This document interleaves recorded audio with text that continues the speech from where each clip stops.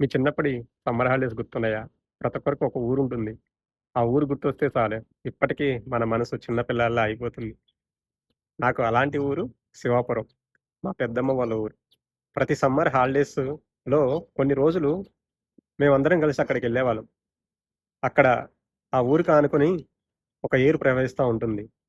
చుట్టూ పొలాలు చూడటానికి చాలా అందంగా ఉంటుంది.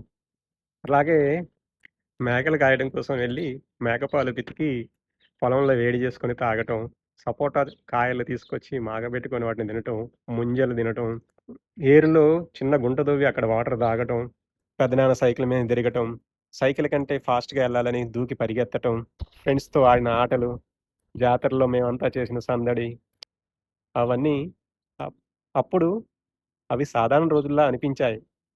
కానీ ఇప్పుడు ఆలోచిస్తే అవే నా జీవితంలో అత్యంత ఇలువైన జ్ఞాపకాలు. మీకు కూడా ఇలాంటి సమ్మర్ హాలిడేస్ మెమోరీస్ ఉన్నాయా?